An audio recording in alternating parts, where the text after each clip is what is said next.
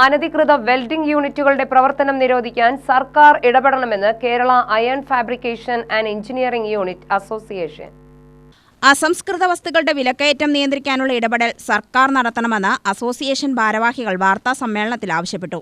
7ഓളം ലൈസൻസുകളെടുത്ത് നിയമപരമായി പ്രവർത്തിക്കുന്ന 600ഓളം എഞ്ചിനീയറിംഗ് യൂണിറ്റുകൾ അടച്ചുപൂട്ടലിന്റെ വക്കിലാണ്.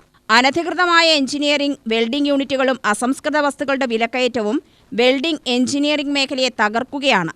വെൽഡിംഗിന് പകരം റെഡിമെയ്ഡ് ഉൽപ്പന്നങ്ങൾ വരുന്നതും പ്രതിസന്ധിയാണ്.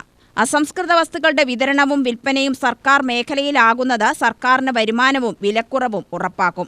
ഡിസംബർ 29-ന് ആലത്തൂരിൽ നടക്കുന്ന കൺവെൻഷന് ശേഷം സംരക്ഷണം ഉന്നയിച്ച് വിവിധ സമരപരിപാടികൾക്ക് നേതൃത്വം നൽകുമെന്നും ഭാരവാഹികൾ പറഞ്ഞു.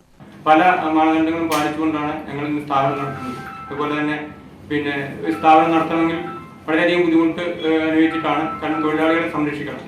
പാലക്കാട് ജില്ലയിൽ തന്നെ തൊഴിലാളികളെ സംരക്ഷിക്കാനുള്ള പല പദ്ധതികളും ഞങ്ങൾ സംഘടനാ രൂപത്തിൽ ഉണ്ടാക്കിയിട്ടുണ്ടെങ്കിലും അതൊന്നും നമുക്ക് നമ്മുടെ മെമ്പർമാര് നമ്മുടെ സ്ഥാപനത്തിൽ നിൽക്കാത്ത ഒരു അവസ്ഥ വരികയാണ്. കാരണം ഇന്ന് നമ്മുടെ ഇൻഡസ്ട്രിയൽ ഉടമകൾ ചെയ്യുന്ന അതിനേക്കാൾ കൂടുതൽ മെമ്പർമാരെ വെച്ചുകൊണ്ട് മൊബൈൽ ഒരു മാനദണ്ഡവും പാലിക്കാതെ മൊബൈൽ വർക്ക്ഷോപ്പുകാർ ഇറങ്ങി പ്രവർത്തിക്കുന്നത് കാരണം ഇന്ന് സ്ഥാപനങ്ങൾ പൂട്ടിയിടേണ്ട ഒരു അവസ്ഥയിലേക്ക് വരികയാണ്.